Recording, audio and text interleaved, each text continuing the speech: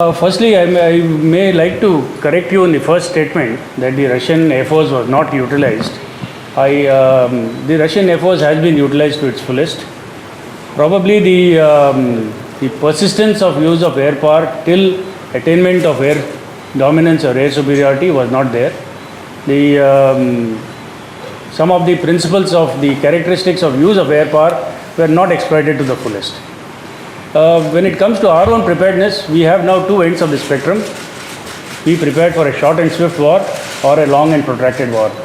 A short and swift war will require certain different type of training, weapon systems and equipment that will allow us to give the full punch in a short period of time. Whereas the long and protracted war would require a lot of resilience, a lot of force preservation, sustenance through indigenization and so on. So we cannot prepare for both ends of the spectrum at the same time.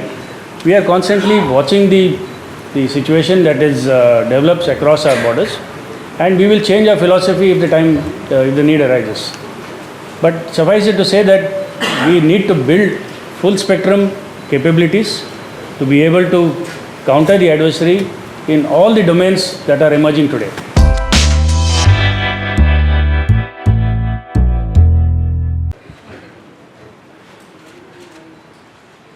Good afternoon, ladies and gentlemen, members of the media fraternity.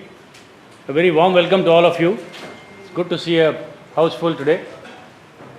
It's indeed a great opportunity for me to be here today before you to share my thoughts and greet the entire Indian Air Force and the nation on the 91st anniversary of the Indian Air Force. The Air Force Day is a momentous occasion for all air warriors as we reaffirm our pledge to protect the nation's sovereignty and integrity. We also pause to remember and pay tribute to our predecessors who laid down their lives, some of them, and laid the strong foundation for the Indian Air Force and have nurtured it with their sweat and blood to transform us into a potent and combat-ready Air Force. This annual landmark event allows us to assess the achievements of the year gone by and set new targets for the future.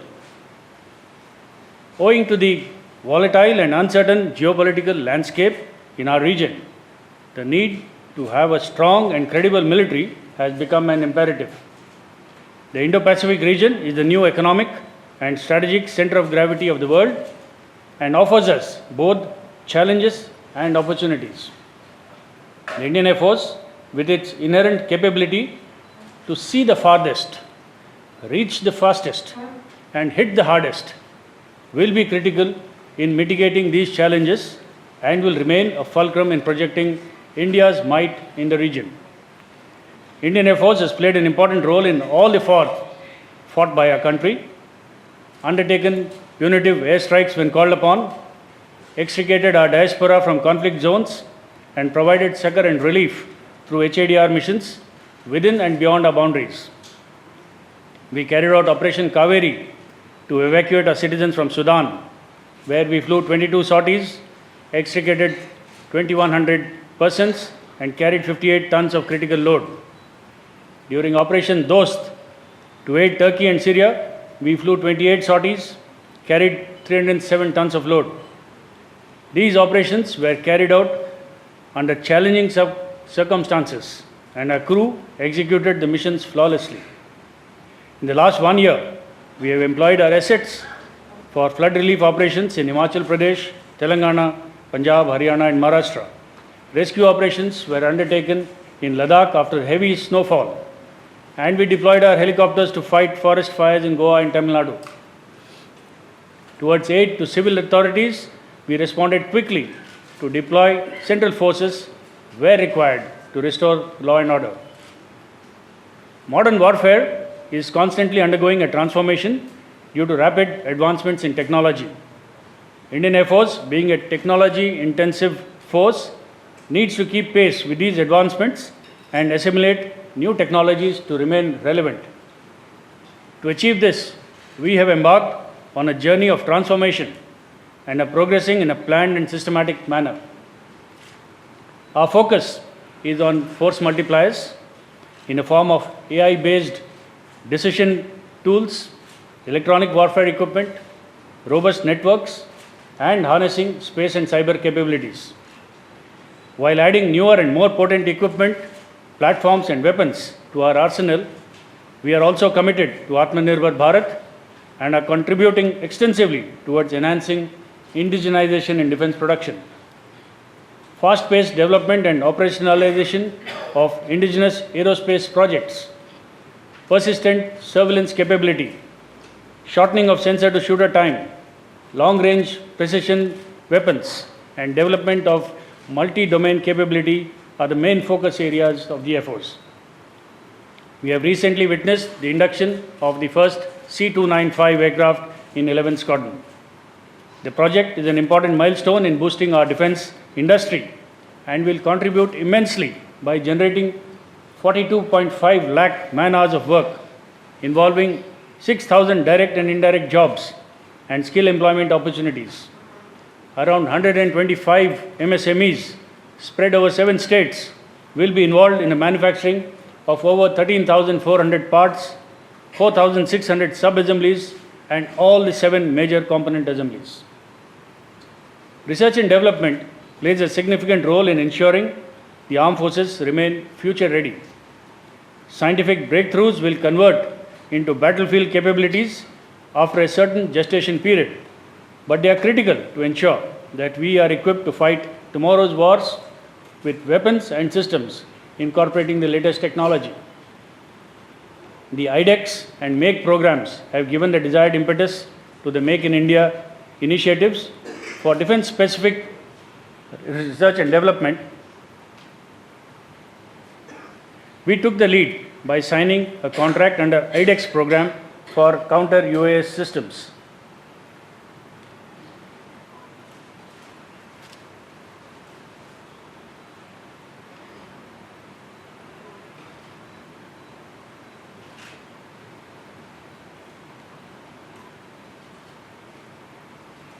We are continuing to tread that path and have recently signed the contract for Swarm unmanned munition systems, which was the outcome of an extremely successful Meher Baba Swarm drone competition launched by the Indian Air Force in 2017.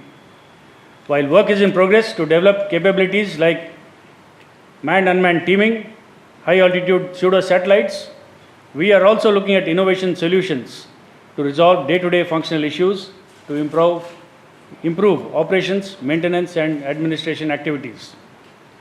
To give you an idea of the kind of monies that are involved, the contracts for the light combat helicopter, the LCA Mark 1A, the high-powered radars, and close-in weapon systems are likely to be concluded in the coming year, and the cost will be approximately 1.72 lakh crores for all these projects together. The yearly cash outflow for this year itself will be over 42,000 crores. When we talk about contracts that are already signed in this financial year, we are looking at about a cash outflow of about 16,000 crores for domestic acquisition schemes only. To encourage innovation within the service, we have introduced a concept of innovation managers who have been identified and selected based on their capabilities and are being provided additional training at a premier business school in the field of innovation. Officers finally designated and posted as innovation managers will have the opportunity to steer the Indian Air Force's innovation initiatives in design and development and become our interface with R&D centers, startups, and MSMEs. Flying exercises are an important tool for Air Forces to sharpen skills and validate tactics while operating with other professional Air Forces in the world. Following the principles of inclusiveness and building strategic partnerships, the Indian Air Force has been at the forefront for conducting bilateral and multilateral engagements with friendly foreign countries across all the continents.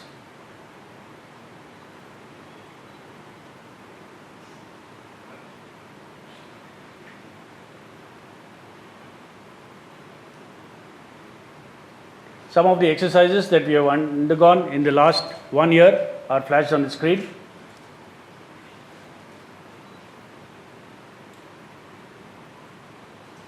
If you notice that we have given adequate opportunity for all our fighter fleets, the Sukhois, the Rafales, the Mirage 2000s and MiG-29s and even the LCA to participate in all these international exercises. We've carried out some long-range missions in the last 6 months,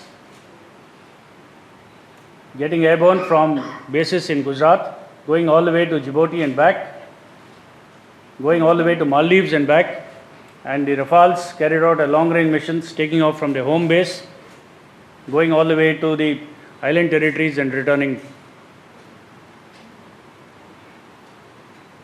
Some of the key takeaways and best practices from these exercises have been incorporated into our training and operational philosophies.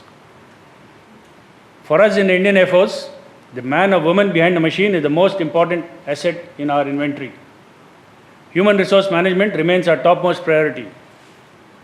We have regularly revised and updated our HR policies to match personal aspirations with organizational requirements. Career progression, professional military education, and placing the right person at the right place are key HR imperatives that we continuously focus on. We have left no stone unturned to ensure that the Agnipath scheme launched last year is successful and continues effectively in ensuring combat preparedness of the armed forces. The first batch of Agniveer Vayu passed out from the Airmen Training School, Belgavi, in June this year after 22 weeks of rigorous training. Through sustained collaborative efforts between us and the Ministry of Education, we have signed MOUs with various academic institutes for award of academic or skill-based degrees to these Agniveer Vayus. This will permit them to find employment opportunities after 4 years of initial engagement and contribute to society. Space operations will find many similarities to air operations as compared to operations in any other domain. Freedom to operate in space without interference from the adversary is of vital national importance. A strong, self-reliant and credible aerospace force would definitely be an essential step towards achieving the first of the 5 Panch Prans of Amrit Kal, that is, to become a developed country. Indian Air Force has always been gender agnostic and recognizes merit without any prejudices. It's a matter of pride that the Indian Air Force became the first service to post a woman officer in command of a combat unit. The first batch of Agniveer Vayu women are currently undergoing training and will be ready for induction in all trades of the Indian Air Force.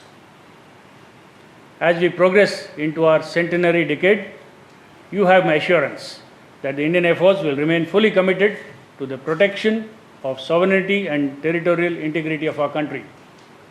On behalf of the entire Indian Air Force, I express my gratitude to the nation for the trust, confidence and support reposed upon us. Thank you and Jai Hind. Thank you, sir. We shall now commence with the question and answer session. Before we begin, some ground rules. Kindly ask only one question at a time. Please keep the question brief. And thirdly, if you have an additional or follow-on question, we'll circle back to you after we've given opportunity to others.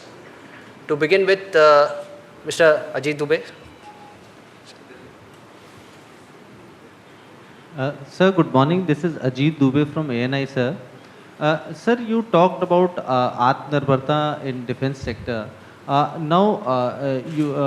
Can you tell us, sir, what all important projects are there which the Indian Air Force is supporting in this aspect, and if possible, the worth of these projects, sir? And sir, we were just told in the briefing that this would be the last time the MiG-21 would be flying in the display. If you can tell us about that as well, sir. Okay. Some of the ongoing contracts and the progress I'm sure you're all aware of. We had signed the contract for 83 LCA Mark 1As. What we are looking at is now to supplement that contract with 97 additional aircraft. So it will bring the total to about 180 LCA Mark 1As. The contract value will be a little over 1.15 lakh crores, I would assume. The light combat helicopter we had inducted into our arsenal last year, 10 of them. We are looking at signing a contract in the coming year for a total of 156 of them. 66 will be with the Air Force. The value of the contract once again will be somewhere around 45,000 crores is what we anticipate. Apart from that, we had already signed a contract for about 6,000 crores for 70 HTT-40 trainer aircraft. We have in the pipeline the upgrade of the Su-30s, 84 of them. The value of this is anticipated to be a little over 60,000 crores. The weapon systems, Akash, new generation, MR-SAM, apart from that, the air defense system, the Kusha, the ballistic missile system, the Pralay, and so on, are all the contracts which we are expecting to sign sometime in the coming year. So like I had mentioned, the overall value of all these contracts will be well past 2.5 to 3 lakh crores. 2.5 to 3 lakh crores in the coming years. The cash outflow, of course, is like what I mentioned, it will be based on the allotted budget for the year. These contracts will be expected to be fulfilled over a period of about 7 to 8 years. So we will plan our budget accordingly. What is maybe of interest that if you see, except for the FRA, the tanker aircraft, and the MRFA, most of the cases for our acquisition are going to be indigenous only. Your second question on the MiG-21s, you're aware that last year also in the same forum I had said that we will stop flying the aircraft by 2025, and we will replace the MiG-21 squadrons with the LCA Mark 1A. So the same proposal is in place. We will start, last year we had wound on one squadron. This year, in another month or so, the second squadron will get number plated, and we will follow with the third one sometime next year. The induction of the LCA Mark 1A will fill the gap of these outgoing MiG-21s. Mr. Ashish Singh.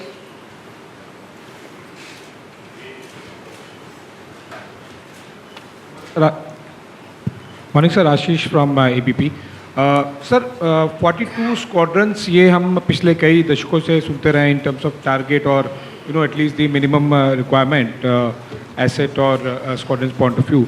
अब काफ़ी कुछ change हो गया क्योंकि ये number हम दशकों से सुनते रहे हैं. टेक्नोलॉजी चेंज हो गई है, थ्रेट परसेप्शन भी बदल गया है, from exercise engagements to maritime operations, ये भी हमें देखने मिल रहा है. Any thought Indian Air Force point of view, looking at the changing scenario of both the threat perception and the technology, rapidly changing technology, to increase or decrease that number in terms of target, 42? Firstly, let me tell you that even quantity has quality. No, so we need the numbers. The threats, you are aware, are from various fronts today. The challenges come from the newer technology platforms that our adversaries are possessing today. So it is not sufficient to just have the numbers of low technology platforms. We need to match technology with equivalent or better technology. So therefore, we cannot substitute the numbers with low-end platforms and say that we have got enough. We need to match the capabilities of the adversary and to better it in if possible. So the numbers, I think the requirements will still remain given that the threats that are facing us today. Mr. Manish from BTI. Good afternoon, sir. This is Manas Pratim Bhoyan from PTI, Trust of India. So this is about the situation along the LAC, sir. We have seen in the last 3 years, in fact, rapid expansion of Chinese military infrastructure along the LAC, including in the eastern sector. So we have seen, in fact, expansion of military bases, missile bases, helipads, airfields, particularly in areas like Bhutan, Gunsa, and Lhasa. So how do you see this rapid expansion? Because it gives China an added advantage to carry out a broad spectrum of operations, potential operations. So how do you see it, and then how we are trying to counter it? Thank you. Firstly, we are constantly monitoring the situation across our borders through persistent ISR, and we make note of the build-up of resources and capabilities across the borders. Our operational plans are very dynamic and keep changing based on the situation that we perceive that is developing across any front. So in places where we cannot really counter the numbers or the might of the adversary, we will counter it through better tactics and through better training. So our focus will remain to be dynamic at all times, not to have a fixed mindset on terms of deployment of assets in particular areas, but we have a very, very flexible and dynamic war plans which we keep revising every now and then based on the ISR inputs that we get. Mr. Baranwal here, please. Idhar.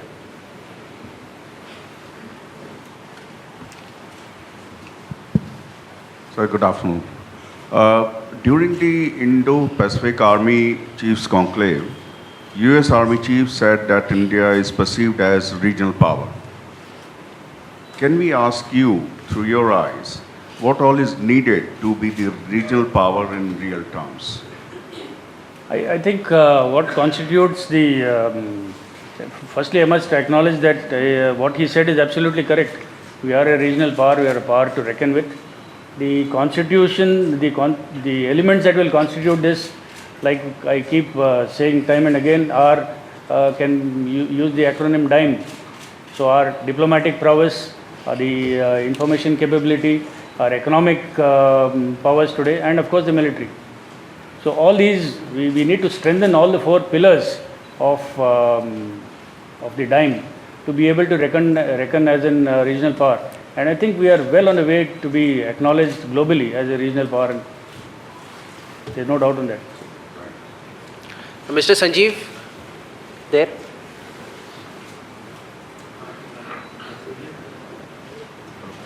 Hello. Good afternoon, sir. This is Sanjeev Kumar Barua from the Week. My question is, with a range of fighter and transport aircraft from different originating countries in its fleet, what is the Indian Air Force plan of action to overcome the huge logistics problems of maintenance, spares and overhauls? Thank you. We need to see an opportunity or an advantage in every challenge that we face. At some time, we were worried about the very large inventory that we hold coming from different countries.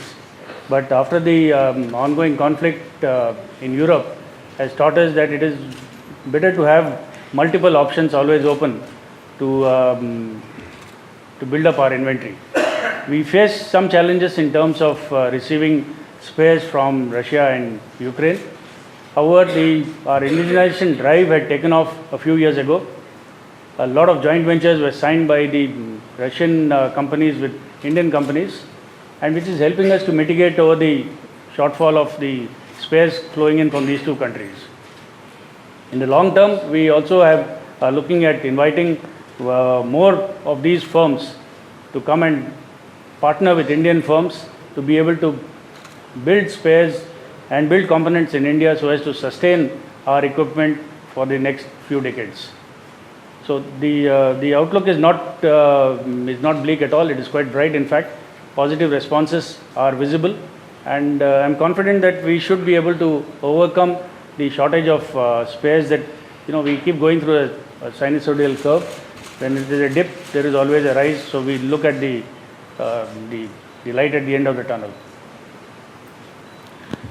Mr. Ajay Banerjee. Sir, good afternoon, sir. Towards your left. Sir, I just need a little series-wise clarification since you mentioned the 97 Tejas Mark 1A. Are all these jets 83 plus the 97 to be made by HAL? Because the existing speed of the HAL is around 13 or 14 jets. It will take more than 15 years. Point number 2, will you stick to the original number of Tejas Mark 2? Will that number change or come down or be shifted? And will these, sir, the third point, the Tejas Mark 1A and 97, will they have any additional features over the existing 83 being made? Yeah. So firstly, when we are signing the contract will be signed with HAL only for additional 97 Mark 1As. Now HAL may decide to increase the number of production lines in partnership with any Indian private industry. That is yet to be decided. When it comes to the numbers, these are not in lieu of any Mark 2s or any other future induction from HAL's arsenal.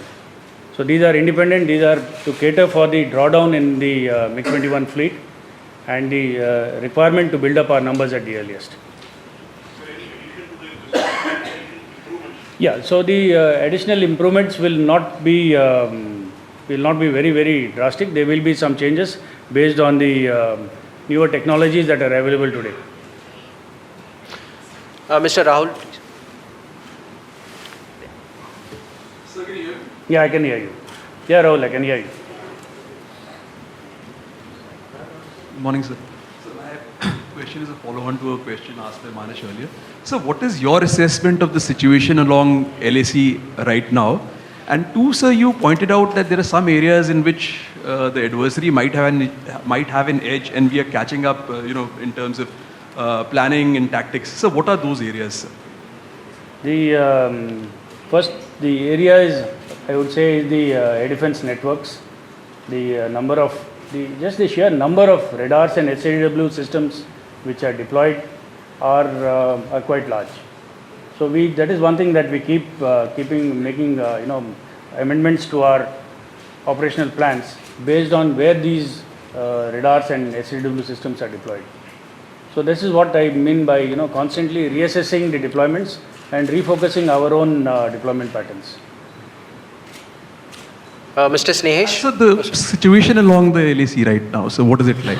I think you are as well informed as I am on this. The situation continues to remain what it was in the last 1 year. There have been certain disengagements at certain contested areas, but a complete disengagement has not yet taken place. So we will continue to remain deployed as we were till complete disengagement takes place. Yeah.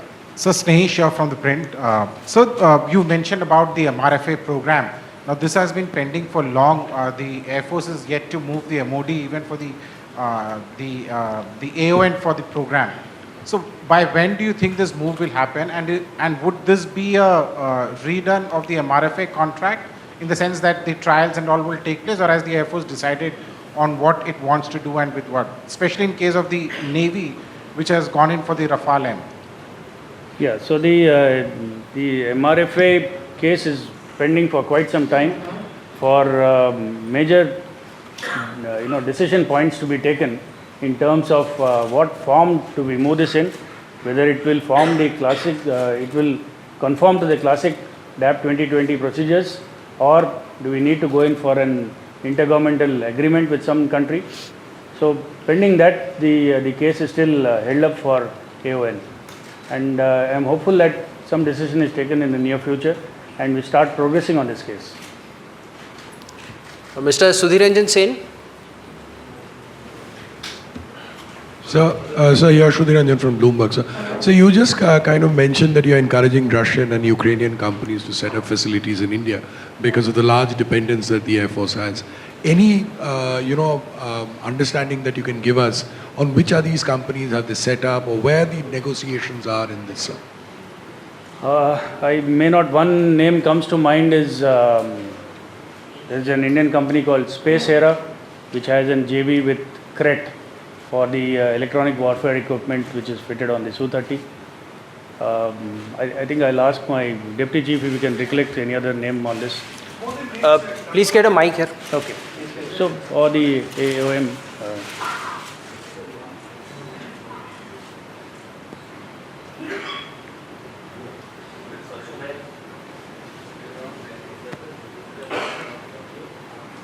Sudhir, suffice it to say that there are a lot of these companies which are coming up and have already signed JVs. The production has already started in a lot of places. Repair and overhaul is taking place in a lot of cases for some of the CAD components.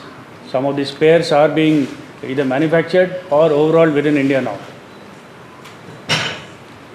Mr. Sanjeev Rathi, you had a question, sir?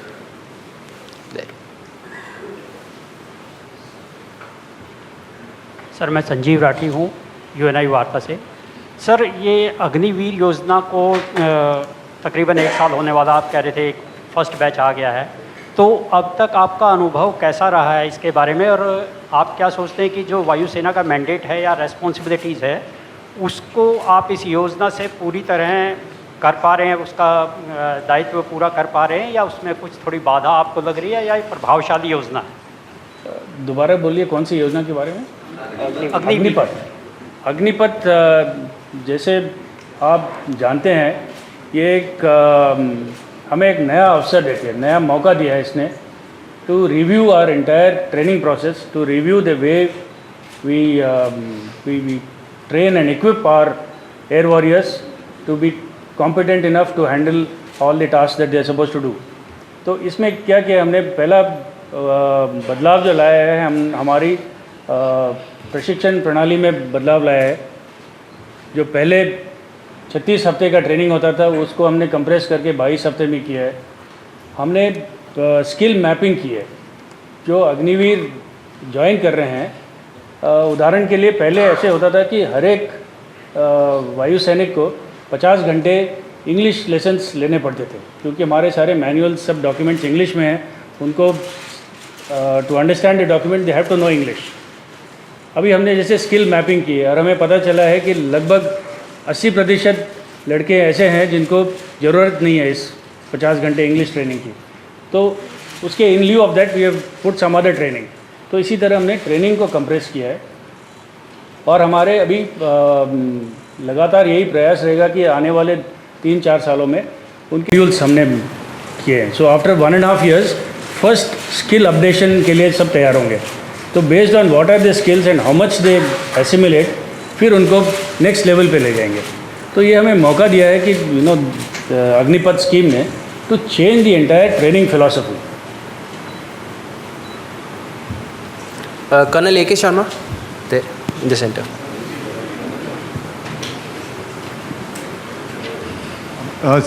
So my questions are about the Ukraine war and the lessons relevant to India.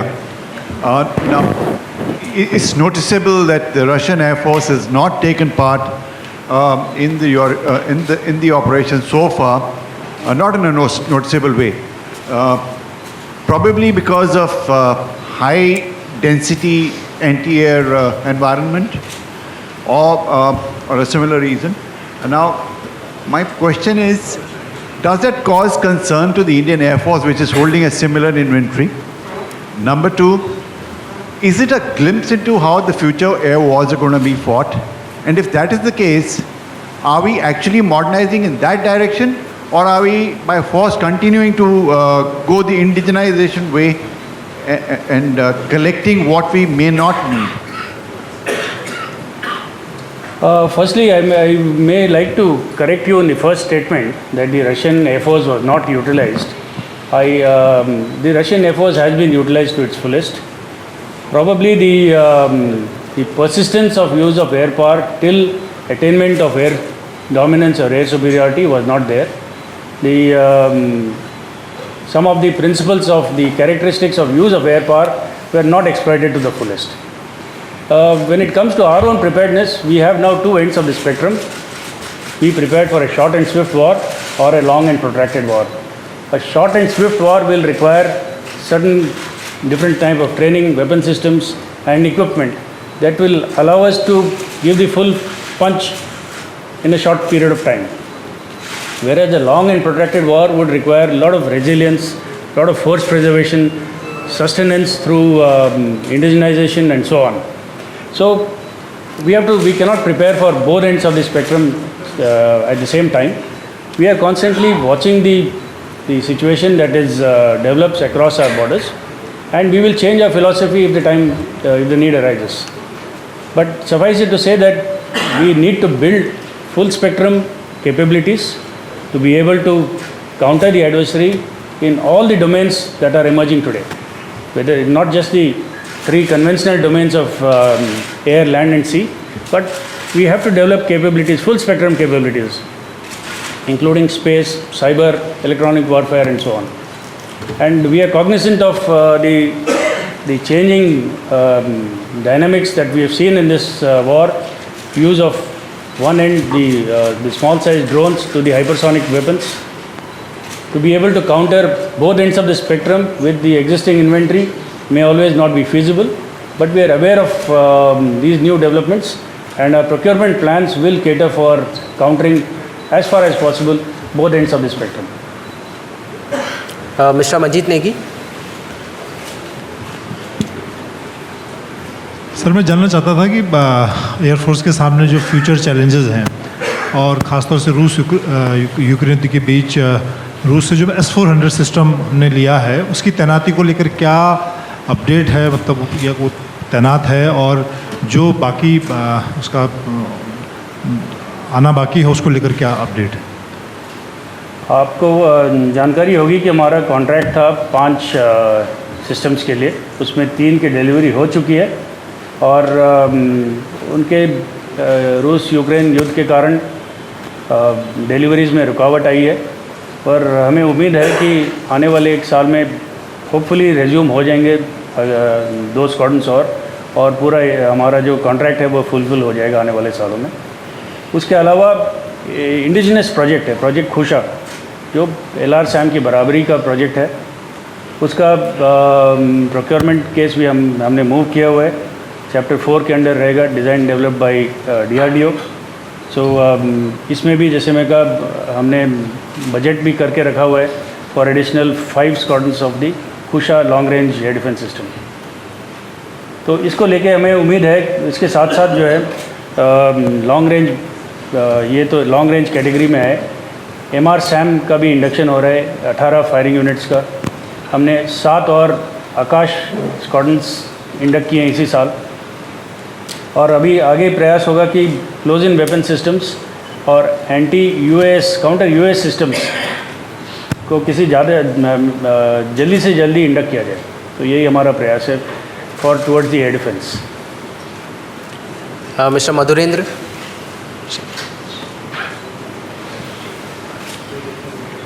Sir Madhurendra, मैं news nation से। Ukraine war के संदर्भ में जो बात हो रही थी कि किस तरह से फ्यूचर वॉरफेयर का पूरा डिस्कोर्स चेंज हो रहा है, मैं जानना चाहूँगा कि जो नॉन कॉन्टैक्टिंग वॉरफेयर है उस दिशा में बढ़ते हुए इंडियन एयरफोर्स जो है आने वाले दिनों में क्या इंडक्शन करना चाहता है और किस तरह के प्लान्स हैं ताकि हम अपने को हाइब्रिड वॉरफेयर के लिए तैयार कर पाएँ?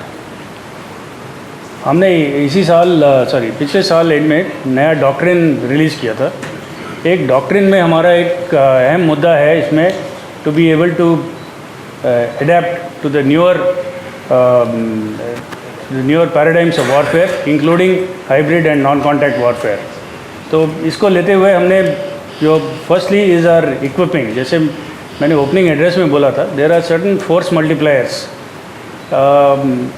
Artificial intelligence based decision support systems, electronic warfare systems, cyber capability, space capability, some of it ये जो it is not really openly visible to everybody, but we are continuously developing on this capability to be able to handle the full spectrum of the non-contact warfare that is likely to be faced in future. Mr. Sandeep Bol, at the rear.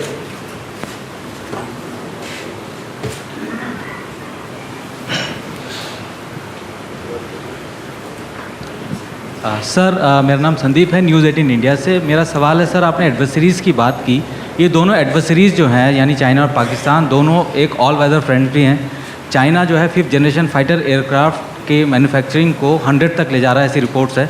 तो वहीं China Pakistan को J-10, JF-17 इसको भी supply कर रही है और पाकिस्तान जो है चाइना को ट्रेन भी कर रहा है। तो क्या ये कोऑर्डिनेशन जो कॉम्बिनेशन है कितना चैलेंजिंग हो सकता है, इस पर? ये आपको पता ही है कि जो ट्रांसफ़र ऑफ टेक्नोलॉजी दोनों देशों के बीच में हो ही रही है। JF-17 मैन्युफैक्चरिंग हो रहा है पाकिस्तान में, 25 J-10Cs का कॉन्ट्रैक्ट है पाकिस्तान का चाइना के थ्रू, और लगभग 15 से ज़्यादा उनको ऑलरेडी डिलीवर हो चुके हैं।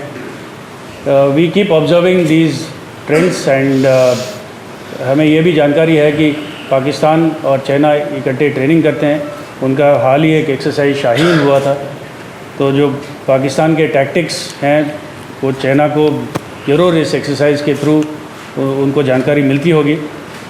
तो जहाँ तक हम टेक्नोलॉजी का सामना टेक्नोलॉजी से कर सकते हैं हम कोशिश करेंगे, पर जहाँ पे नहीं हो सकता है हमारी ट्रेनिंग और न्यू टैक्टिक्स हमेशा कंटिन्यूसली इवॉल्व होते रहेंगे। जैसे हमें पता चला है कि दोनों साइड में अभी सिमिलर टाइप की कैपेबिलिटी है, तो हमारे टैक्टिक्स में भी बदलाव आया है अभी। Ms. Shivani, you had a question?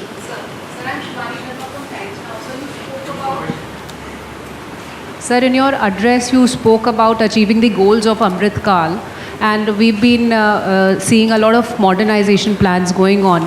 But at the same time, do we expect a breakthrough in achieving jointness or the theatre commands as been worked upon? Jointness, of course, work is always on in, the efforts are on to ensure jointness in plans, jointness in thought. Beyond that is now the next step is to integrate. A lot of work is in progress to integrate resources. We are already integrating some of the maintenance practices of common platforms. We are integrating training. We've had cross-posting of officers and other ranks between the three services. We have formalized a lot of common standard operating procedures.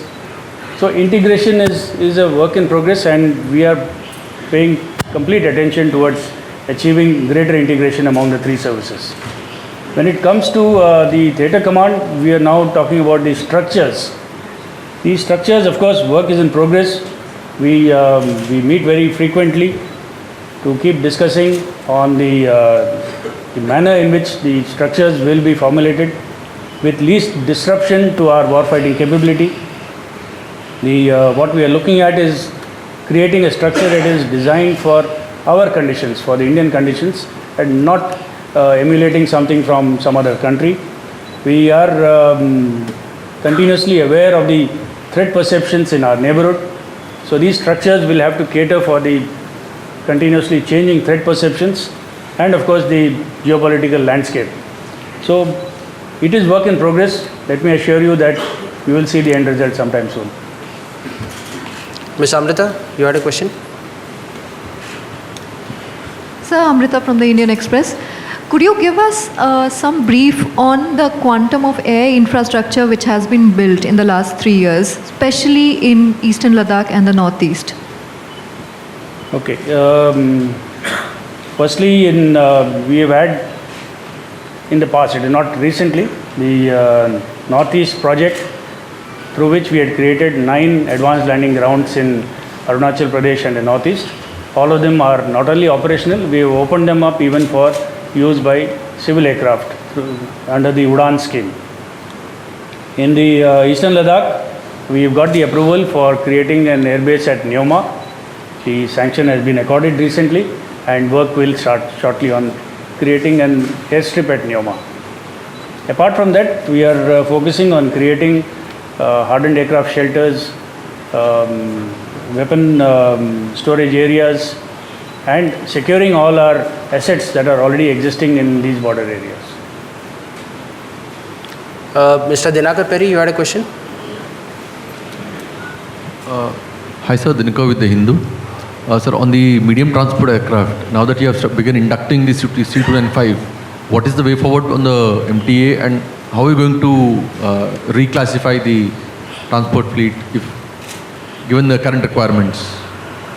Yeah, we and have the N32 replacement as well. Thank you. We have already floated the RFI for an MTA aircraft for the 10 to 35 ton class of aircraft. This is primarily to look at the long-term drawdown of the IL-76 fleet. The IL-76 has been the strategic airlift backbone for almost 3.5 decades now, and by the end of this decade or early next year, we have to have a replacement for the IL-76 fleet. So the RFI responses have been received. We have to now start focusing on what is the indigenous content that the OEMs can provide, and based on that we will move the case forward. What's the number, sir? The numbers we have not yet finalized, because it will be dependent on 2-3 other factors which we have to look at. One is, of course, the MRTT, the FRA aircraft, and the AEWC platforms and so on. So we'll have a plethora of transport aircraft category. So we may need to optimize the numbers. Mr. Srinjoy Chaudhary.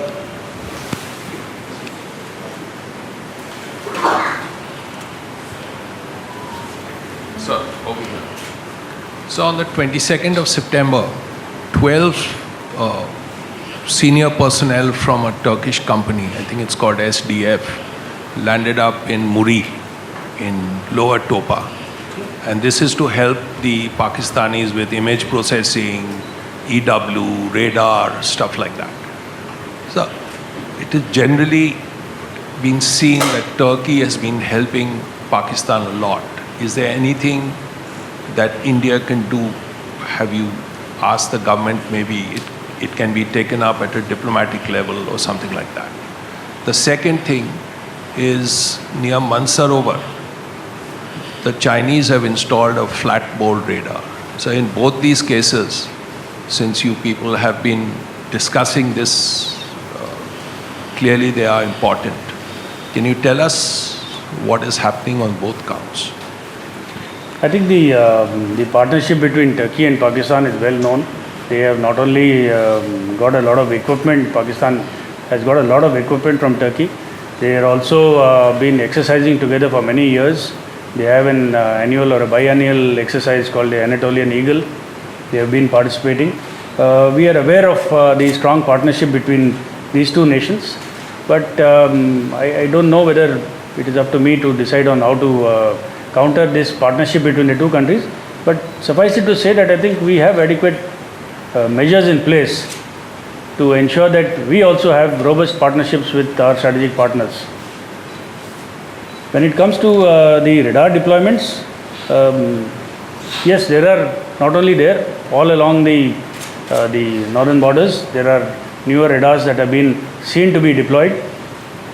We keep monitoring the developments that take place. We are aware of the radar platter, as it is called. We know how deep they can see within our country. Our counter is through our own mountain radar project and the triple LWRs. We have these lightweight radars that we continuously keep deploying and redeploying based on what we see developing across the borders. In the long run, we are looking at deploying mountain radars at these strategic locations to be able to see equally deep into the adversary's territory. Okay, we have just about enough time for a couple of last questions. Mr. Neeraj Rajput. Hi sir, Neeraj Rajput from final assault. Sir, इस साल के शुरुआत में एक unfortunate incident हमने देखा था कि ग्वालियर के पास सुखोई और मिराज का क्रैश हुआ था। तो सर, इस तरह के क्रैश के बारे में क्या पता चल पाया है कि कैसे ये क्रैश हुआ? क्योंकि पीस टाइम में हम लोग कम सुनने में आता है कि इस तरह के क्रैश, और आगे इस तरह किस तरह से हम लोग कोशिश करेंगे कि इस तरह के क्रैशेस ना हो एयरफोर्स में। ये बहुत ही अनफॉर्चुनेट इंसिडेंट था। इसकी कोर्ट ऑफ इंक्वायरी कंप्लीट हो चुकी है and unfortunately we lost one pilot in the accident. So it was a case of human failure, human error. So all measures are there, SOPs have been revised, all our procedures have been revised. We are, we try to fix the weakest link in this whole chain of process as to where that failure had occurred. So it's a continuous process. Unfortunately, we lost a pilot in that accident, so we'll leave it at that. Pradeep sir, last question to you. So this is Pradeep Sagar from the India Today. Yeah, sir, this side. Sir. So just an update on the helicopter fleet, the utility helicopter basically, and what is the status of the light utility with HAL, sir? Sorry, I can't hear you. You may have to repeat it, please. Sir, just an update on the utility helicopter fleet, sir, and what is the status of the LUH contract with the HAL, sir? The LUH contract, the EEC has been finalized.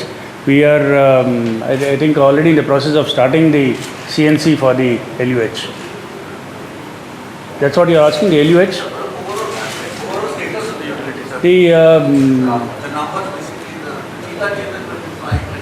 Yeah, in that the Army is the lead service for this.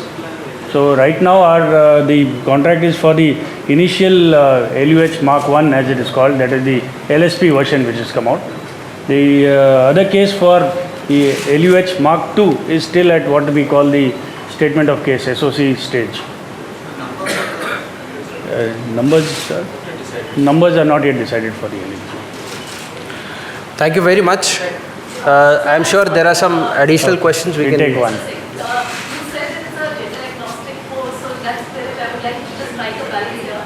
I want to ask a question about the drones. So there has been a lot of emphasis on drones being inducted into the airforce. So is it just a peaceful approach, or has there been some structural changes being made, or is there going to be a national strategy? What exactly is it doing? What is the drone component of the drones in the airforce? See, we were cognizant of the capabilities of drones. We took the initiative by having the Meher Baba competition to see for ourselves what a swarm drone can provide us in terms of capability enhancement. Having done that, we had signed the contract for acquiring swarm drones. We launched the second Meher Baba competition for utilizing drones for carrying out a check on the foreign objects on the runway and operating surfaces. So the utility of drones was also recognized through the demonstration that was given to us at Bharat Drone Shakti conducted just last week. So we are well aware of what drones can do and what they bring to the table. The acquisition of drones will only be supplementing our traditional capabilities. As of now, we do not see a place, an area where drones will replace existing manned capability. We will make a beginning, like I said, by the manned-unmanned teaming, having drones flying alongside fighters in some missions.